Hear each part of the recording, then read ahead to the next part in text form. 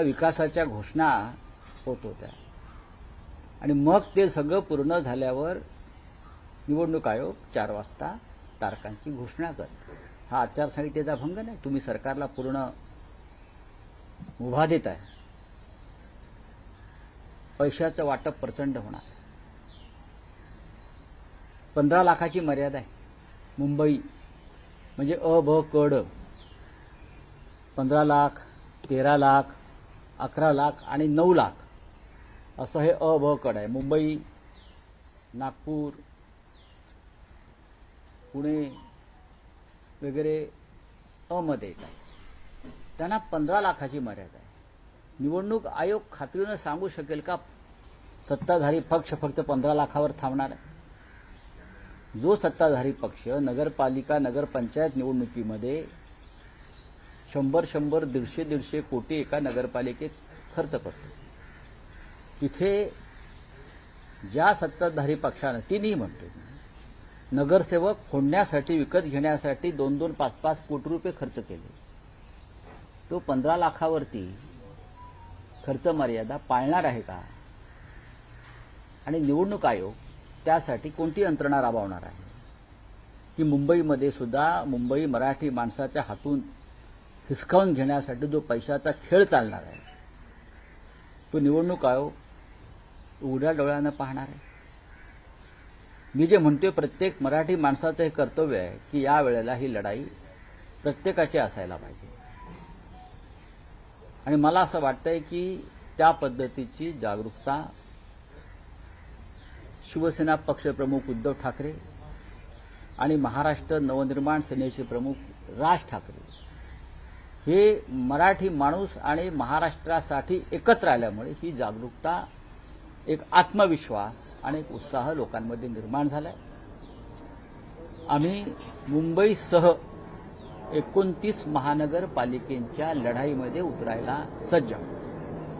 भले तुम्ही आमच्यावर पाठीमागून वार करा, पैशाचा खेळ करा, पण आम्ही आमची लढाई लढणार. इतिहासात नोंद राहिली पाहिजे की या महाराष्ट्रातल्या मराठी माणसाचा एक गट मुंबई मराठी माणसापासून तोडण्यासाठी, उद्योगपतींना देण्यासाठी असूसलेला असताना शिवसेना, महाराष्ट्र नवनिर्माण सेनेतले लोक हे मुंबई वाचवायला, मराठी माणसाच्या हातात मुंबई राहण्यासाठी शौर्यानं, धैर्यानं या लढाईमध्ये उतरले होते. ही इतिहासात नोंद राहील आणि त्यानंतरच लोकांना कळेल गद्दार कोण या महाराष्ट्राचे आणि खुद्दार कोण. पण सर, तुमची अधिकृत युतीची घोषणा अजून झालेली नाही, जागा वाटपाची झाली, ते झालेलं आहे का किंवा ते कधी होऊ शकतं? तुम्ही महायुती हा प्रश्न विचारता का? ती जी काय महायुती नावाचं त्रांगडा आहे, हा आम्ही एकत्र येणार, एकत्र लढणार, त्यांना प्रश्न विचारता का? नाही ना. पण ठाकरे बंधूंना हा प्रश्न का विचारता? आम्ही बघू ना. मी ज्यासाठी तुमच्यासमोर बोलतोय की माननीय राज ठाकरे आणि माननीय उद्धव ठाकरे एकत्र निवडणुका लढतायत. हा महायुतीच्या लोकांना दिल्लीत जाऊन अमित शहाच्या पायावर डोकं ठेवावं लागलं की आमची युती करा, आमची युती करा. बाबा लगीन, बाबा लगीन. बरं का? तसं आहे ते. नाही राऊत साहेब, तुम्हाला हा प्रश्न विचारणं यासाठी स्वाभाविक आहे कारण सत्तेमध्ये महायुती एकत्र आहे. असं पहिल्यांदाच होतं आहे की एका निवडणुकीत ठाकरे बंधू एकत्र दिसणार का? कारण कौटुंबिक मनोमिलन झालं आहे, पण राजकीय युती होणार का आणि त्याची अधिकृत घोषणा कधी होईल आणि या युतीमध्ये काँग्रेस असेल का? हे सगळे प्रश्न आहेत. एक लक्षात घ्या, या क्षणी माननीय उद्धव ठाकरे आणि राज ठाकरे हे एकत्र आलेले आहेत. मुंबई महानगरपालिका, ठाणे, कल्याण डोंबिवली, मीरा भाईंदर, पुणे आणि नाशिक या प्रमुख महानगरपालिकांमध्ये आम्ही एकत्र लढतो. बाकी इतर महानगरपालिकेमध्ये स्थानिक पातळीवरती जे दोन्ही पक्षाचे कार्यकर्ते आहेत ते निर्णय घेतील. पण ही लढाई 29 महानगरपालिकांपेक्षा ही लढाई मुंबईची. संयुक्त महाराष्ट्राच्या लढ्यामध्ये मुख्य लढाई मुंबईची होती. बाकी इतर प्रांत आले, विदर्भ आला, मराठवाडा आला, पण मुंबई ही महाराष्ट्रात राहावी यासाठी संयुक्त महाराष्ट्राचा लढा 1956 साली सुरू झाला आणि 106 लोकांनी त्याच्यामध्ये बलिदान दिलं. त्या बलिदानाची तयारी आम्ही आजही ठेवलेली आहे. उद्या जर हा संघर्ष झाला तर आम्ही मराठी लोक पुन्हा एकदा बलिदान द्यायला तयार आहोत. पण ही मुंबई आम्ही अमित शहांच्या घशात जाऊ देणार नाही. या महाराष्ट्राला माहिती आहे रहमान डाकू कोण आहे, कोणाला मुंबई लुटायची आहे आणि त्यांना हे पाठबळ देणारे कोण आहेत. या मुंबईचं कराचीतील लॅरी शहर कोणी केलेलं आहे अड्डा, हे अख्ख्या मुंबईला माहिती आहे, महाराष्ट्राला माहिती आहे आणि देशाला माहिती आहे. एवढंच सांगतो मी तुम्हाला. शरद पवारांची स्पेसिफिक प्रश्न आहे. उद्धव ठाकरे, राज ठाकरे यांच्या राजकीय युतीची अधिकृत घोषणा लवकरच कधी होणार? येत्या आठवड्यामध्ये ती घोषणा व्हायला हरकत नाही. हे पहा की आता जी प्रक्रिया सुरू झालेली आहे, नॉमिनेशन्स, विड्रॉल, ती 30-31 तारखेला संपते माझ्या माहितीप्रमाणे. 1 तारखेनंतरचे पुढले 13-14 दिवस हे प्रचाराचे आहेत. आता जे 2 पक्षप्रमुख एकत्र येतात त्यांचा काहीतरी कार्यक्रम ठरलेला असेल ना घोषणा करण्याचा, की हे आम्ही एकत्र आहोत, अशा पद्धतीने आम्ही जागा वाटप केलेलं आहे. ही भूमिका आमची मराठी माणसासंदर्भात आम्ही एकत्र येऊन काम करण्याची घेतलेली आहे. हे जर असेल तर तुमच्या मनामध्ये अशा शंका येता कामा नयेत. काँग्रेस सोबत असणार का? काँग्रेस- तुम्ही काँग्रेसच्या वरिष्ठ नेत्यांशी बोलणार होता. काँग्रेस या क्षणी सोबत आहे असं मला दिसत नाही. मी मला मागे म्हणालो की बिहारच्या निकालानंतर त्यांच्यामध्ये आत्मविश्वास वाढलेला आहे. ते मागे म्हणालो खरं म्हणजे त्याने आमच्याबरोबर मुंबईच्या या लढाईत असायला पाहिजे होतं. ही आमची भूमिका आहे. आम्ही त्यांच्या वरिष्ठांशी बोललोय, पण त्यांनी ती बाब स्थानिक पातळीवर सोडलेली आहे. नेहमीप्रमाणे ही बाब त्यांनी स्थानिक पातळीवर सोडलेली आहे आणि स्थानिक पातळीवरील नेत्यांना आमचं आव्हान कायम असेल की तुम्ही वेगळी चूल मांडून भारतीय जनता पक्षाला मदत होईल अशा प्रकारच्या भूमिका कोणी या मुंबईच्या लढाईमध्ये घेऊ नये. लोक हे विसरणार नाहीत. भविष्यात लोकसभा विधानसभेच्या निवडणुका येणार आहेत, हे लक्षात घ्या. एवढंच मी त्यांना सांगितलं. केंद्रात काँग्रेसचं शरद पवारांचं काय? नाही, शरद- संभ्रमावस्था वाटते शरद पवारांची. स्थानिक नेते असं म्हणतायत, काँग्रेसचे स्थानिक नेते असं म्हणतायत की शिव्या देणारे, मारहाण करणारे यांच्याबरोबर आम्ही कसं काय जाणार? आम्ही शिव्या देतो? आम्ही शिव्या देत नाही का? मराठी माणूस आहे. एखादी गोष्ट नाही पटली, अन्याय झाला की तो उसळतो. का असतं शिव्या वगैरे? परवा अमित शहानी संसदेमध्ये शिवी घातली, साला. काय केलं आम्ही? संसद बंद पाडायला पाहिजे होती. बंद पाडायला पाहिजे. तुम्ही सहन करताय ना सगळं. कोणत्या शिव्या घातल्या, कोणाला शिव्या घातल्या? जे महाराष्ट्राच्या मुळावर येतील त्यांना जोड्यानं मारलं पाहिजे आणि त्यांना शिव्या घातल्या पाहिजे. जे शत्रू आहेत महाराष्ट्राचे, जे दुश्मन आहेत महाराष्ट्राचे, जे मुंबई आमच्यापासून तोडायला निघालेले आहेत, जे मराठी माणसाला त्याच्या अस्मितेला सातत्यानं अपमानित करत आहे, त्यांना शिव्या नाही घालत आहे का ओव्या घ्यायच्या? आम्ही घालू ना शिव्या. सर, तुम्ही काँग्रेसबद्दल सांगितलं. शरद पवार यांची संभ्रमावस्था दिसते का? चंदगड पॅटर्न जो नगरपालिका निवडणुकीत अवलंबला तो बऱ्याच ठिकाणी पाहायला मिळतोय. पिंपरी चिंचवडमध्ये दोन्ही राष्ट्रवादी एकत्र आलेले आहेत. नाही, त्यांच्याशी स्वतः मी चर्चा करणार आहे. जाऊन सुरुवात झाली आहे काल. त्यांचाही आग्रह आहे की मी शक्यतो बाहेर पडू नये. पण मी गेले काही दिवस राजसाहेबांनाही भेटतोय. आजही मी त्यांना भेटणार आहे. चर्चा या निवडणुकीत संवाद हा चालू ठेवायचा असतो. मी या चर्चा झाल्यावरती उद्धव साहेबांच्या संमतीनं मग मी थोडासा परत थांबेन. पण शरद पवार आणि त्यांच्या पक्षाची फार मोठी भूमिका मुंबईत नाही. मुंबईच्या बाहेर नक्कीच राष्ट्रवादी काँग्रेस पक्ष शरद पवार साहेबांचा आहे आणि आमचं आव्हान सातत्यानं आहे की आपण राज्यात एकत्र लढायला पाहिजे. आता अजित पवारांबरोबर त्यांच्या काय भूमिका आहेत हा त्यांचा अंतर्गत प्रश्न आहे. एवढंच मी सांगितलं. राऊत जसे काही बॅनर्स, पोस्टर्स मुंबईत लागले होते की मराठी माणसा जागा हो, सावध हो, तसे काही बॅनर्स, निनावी बॅनर्स लागलेले आहेत ज्यात असं म्हटलं जातं की जे हिंदुत्वाचे झाले नाहीत ते मराठी माणसाचे काय होणार? मुंबईकर जागा हो, एका परिवाराच्या नादी लागू नको, मुंबईचा रंग बदलू देऊ नको आणि BMC is not a family business. BMC हा फॅमिली बिझनेसच आहे. ठाकरे परिवाराने ही मुंबई गेले 35 ते 40 वर्ष एक हाती मराठी माणसाच्या हाती देण्यासाठी जो त्याग केलेला आहे, मी ठाकरे कुटुंबाचा उल्लेख करतो. आधी हिंदुहृदय सम्राट बाळासाहेब ठाकरे, मग उद्धव ठाकरे. मुंबईचे लुटारू गेल्या 4.5-5 वर्षामध्ये कोण आहेत हे महाराष्ट्राला कळलेलं आहे. जे हिंदुत्वाचे होऊ शकले नाहीत म्हणजे काय? अमित शहा सांगतील ते हिंदुत्व नाही, किंवा अमित शहा सांगतील तो शिवसेना पक्ष नाही. ज्या दिवशी हे सत्तेत नसतील तेव्हा यांना कळेल खरे हिंदुत्ववादी कोण होते ते.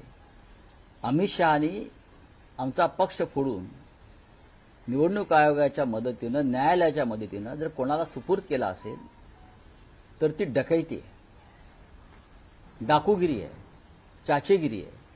त्याच्यावरती विचारधारा ठरत नाही ना. हिंदुत्वाच्या अनेक प्रश्नावर, मराठी माणसाच्या अनेक प्रश्नावर गेल्या काही दिवसामध्ये जे निर्माण झाले त्याच्यावरती ही मिंधे सेना तोंडात मिठाची गुळणी घेऊन गप्प बसलेली आहे. अनेक प्रश्नावर हिंदुत्वाच्या. आम्ही सांगतो तुम्हाला, हे अमित शहाचे मिंधे आहेत. हा पक्ष अमित शहाचा आहे. हा पक्ष ना शिंद्यांचा ना अन्य कोणाचा. अजित पवारांचा पक्ष आणि एकनाथ शिंदेचे पक्ष हे अमित शहांच्या मालकीचे पक्ष आहे.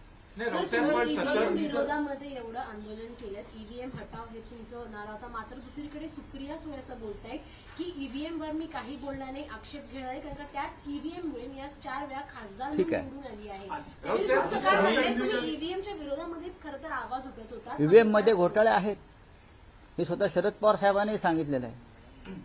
आणि सुरुवातीच्या काही काळात सुप्रिया सुळे सुद्धा ईव्हीएमच्या विरोधामध्ये होतात. सोयीनुसार भूमिका घेता येत नाही आणि बदलता येत नाही. भूमिकेवर ठाम राहायला पाहिजे. ईव्हीएम मध्ये घोटाळा आहे. राहुल गांधींनी ते सिद्ध केलेलं आहे. आम्ही सगळ्यांनी ते सिद्ध केलेलं आहे.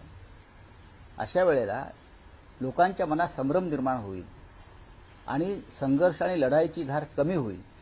अशा भूमिका घेऊ नयेत. बरं का, सत्य आम्हालाही माहिती आहे. सत्याची लढाई अशा प्रकारे भरकटली जाऊ शकत नाही. मुंबई रावसाहेब, महापालिकेसाठी रावसाहेब, जिस तरीके से रावसाहेब, अध्यक्ष पद पर नितिन नवीन सर, तुमचा एक नागपूरचं प्रश्न असा अधिवेशन होतो की तुम्ही सतत सांगितलं त्या ठाकरे बंधूंकडून की मराठी माणसा जागा हो, सावध हो, मराठी माणसासाठी ही शेवटची निवडणूक आहे. तर गेली 25 वर्ष ज्यांची महापालिकेत सत्ता होती आणि जे मराठी अस्मितेचं राजकारण करतात, तर त्यांच्यासाठी हे अपयश नाहीये का? नाही. की जर मराठी वोट अजिबात बँकेला जर नाही. सांगितलं जात असेल. नाही, बघा, हिंदुहृदय सम्राट बाळासाहेब ठाकरे यांच्या काळापासून मुंबईवर ही आक्रमण होत आहेत आणि प्रत्येक वेळेला प्रत्येक अशा निवडणुकीमध्ये मराठी माणसाला आम्ही सावध करतो. मुंबई तोडण्याचा कारस्थान आजचं नाही आहे, गेल्या 70 वर्षापासून आहे. आणि त्या प्रत्येक वेळेला प्रत्येक निवडणुकीमध्ये आम्हाला मराठी माणसाला जागं करावं लागतं. हे सत्य आहे आणि त्यात चुकीचं असं काही नाही. तुम्ही बाळासाहेब ठाकरेंच्या नेतृत्वाखाली लढलेल्या अनेक निवडणुका बघा महापालिकेच्या. आपल्याला कळेल की बाळासाहेबांनी सुद्धा प्रत्येक वेळेला मराठी माणसाला जागं करून निवडणुका लढवलेल्या आहेत आणि जिंकलेल्या आहेत. त्याच्यामुळे आम्ही जे म्हणतो आहोत किंवा राजसाहेब ठाकरे म्हणतात किंवा माननीय उद्धव ठाकरे साहेब म्हणतात मराठी माणसासंदर्भात, त्यात चुकीचं काही नाही. मराठी माणसाला भारतीय जनता पक्ष आणि मिंध्याने जे गुंगीचं औषध दिलं मधल्या काळामध्ये, त्या गुंगीतून त्याला बाहेर काढावं लागेल.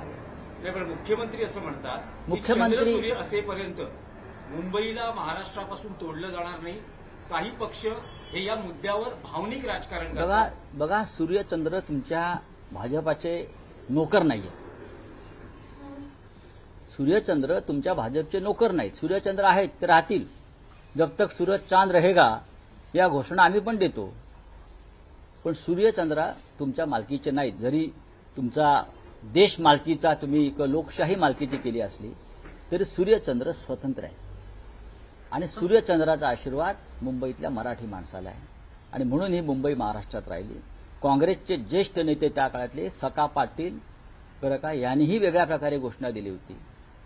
सूर्यचंद्र असेपर्यंत मुंबई महाराष्ट्राला मिळणार नाही. तेव्हाही आचार्य अत्रे म्हणाले सूर्यचंद्र तुमच्या बापाचे नोकर नाहीत, ते आमचे. तेव्हा या घोषणा देवेंद्रजींनी देऊ नये. मुंबईतला मराठी माणूस आणि मुंबईचं अस्तित्व धोक्यात आहे आणि तुम्ही तर अधिक धोक्यात आणता या निवडणुकीत, हे मान्य करा. आणि आम्हाला असं वाटतं की आमची लढाई ही मुंबई आणि महाराष्ट्र आणि मराठी माणसासाठी आहे. त्याच्यामध्ये कोणी खो घालण्याचा प्रयत्न आज करा. आज शिवसेनेचा मेळावा आहे. आदित्य ठाकरे संबोधित करणार आहेत. महत्वाच्या पत्रकार परिषदा आदित्य ठाकरे घेतात. एक नवं नेतृत्व उदयाला येते. चांगली गोष्ट आहे, स्वागत आहे. मुंबईची जबाबदारी नाही, खास करून त्यांच्याकडे बघा, त्याच्यावरती माननीय उद्धव ठाकरे साहेब बोलतील. आज आदित्यजींचा एक मेळावा आहे आणि तो महानगरपालिका निवडणुकीसंदर्भात मार्गदर्शनपर मेळावा आहे. तरुणांची एक भूमिका आहे या निवडणुकीमध्ये आणि त्यांचं नेतृत्व आदित्य ठाकरे करतायत. त्यांचं आम्ही स्वागत करतो. राज्य चला सरकारचं अधिवेशन सर, चला, बोले, हिंदी में राज्य क्या? सरकारचं नागपूरमध्ये अधिवेशन पार आप लोगों ने पडलं. EVM विरोधक को कुठेही लेकर आक्रमक नव्हते. आक्षेप- आपने ईवीएम को लेकर काफी आक्षेप दर्ज किए थे. ऐसे में वो सुप्रिया सुले सदन में ये कहें कि ईवीएम को लेकर उनको कोई नाराजगी नहीं है, कोई ऐतराज नहीं है. 4 बार वो चुनकर आई हैं, तो कहीं ना कहीं संभ्रम या 4 बार जो चुनकर आई है उसमें सभी लोगों का सहभाग है. हम सब उसमें शामिल हैं. ईवीएम के बारे में सुप्रिया जी की पहली भूमिका अभी आप देख लीजिए, शरद पवार साहब की भूमिका देख लीजिए. ईवीएम के ऊपर संशय, आक्षेप उनके पार्टी ने भी लिया है, प्रेजेंटेशन दिया है, डेमोन्स्ट्रेशन दिया है. अचानक ये भूमिका आप नहीं बदल सकते. राहुल गांधी के नेतृत्व में चुनाव प्रक्रिया के खिलाफ जो हमारा संघर्ष चल रहा है उसमें ईवीएम घोटाला भी है.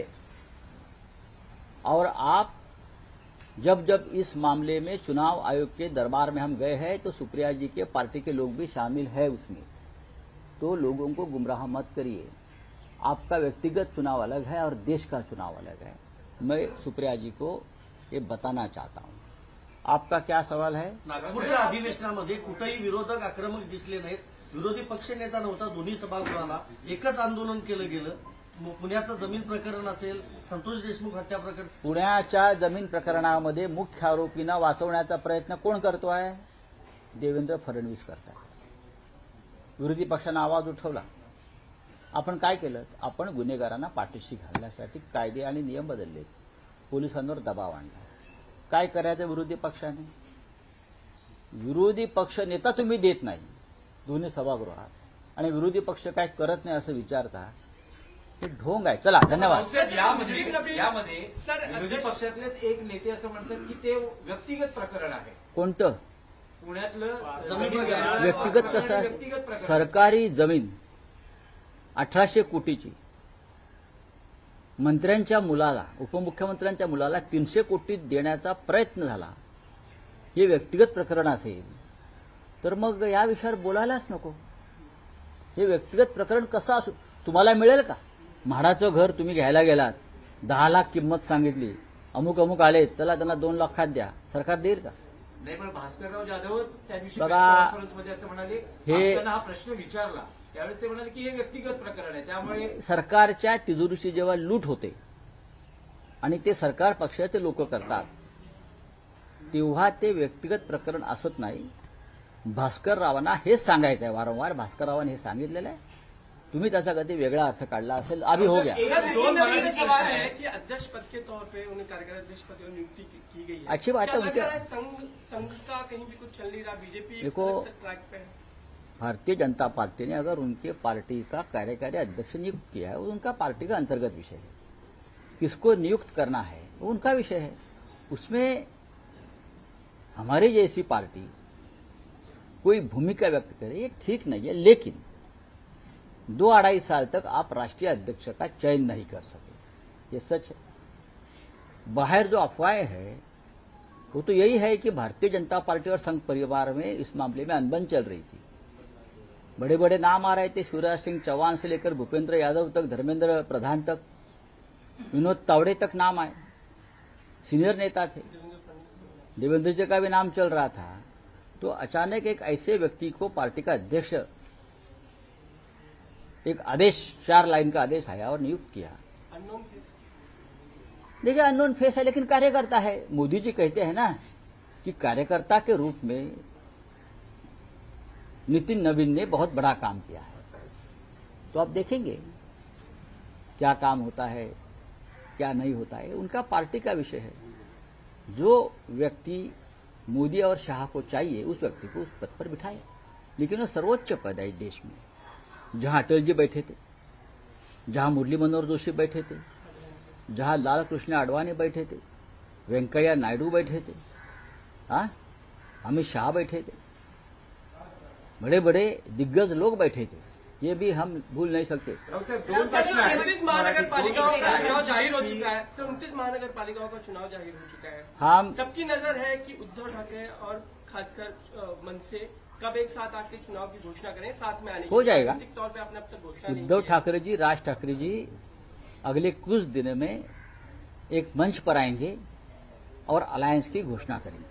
सर, मुंबई की अस्मिता बचाने की, मुंबई को बचाने की खासकर कैंपेन चल रहा है कि मुंबई का अस्तित्व बचाना नहीं, है, ये तो मुंबई साथ बचाने आने का की- कैंपेन लेकिन बीजेपी 70 आपको साल से। बार कहती है कि देखिए, कहाँ- बीजेपी ने मुंबई की लड़ाई में कभी सहभाग दिया है? महाराष्ट्र की लड़ाई हुई, जो बीजेपी स्वतंत्रता संग्राम में नहीं थी, वो बीजेपी हमारा जो संयुक्त महाराष्ट्र का जो एक बहुत बड़ा संघर्ष हुआ 5 साल तक, उसमें कहीं नहीं थी। सीमा विवाद रहा कर्नाटक के साथ, हमारे 69 लोग शिवसैनिक मारे गए, वहां भी बीजेपी कहीं नहीं थी। बीजेपी किसी भी लड़ाई में, किसी भी संघर्ष में, चाहे देश का हो चाहे महाराष्ट्र का हो, बीजेपी सिर्फ मलाई खाने को आती है। बस, थैंक यू। राउत साहेब, एक विषय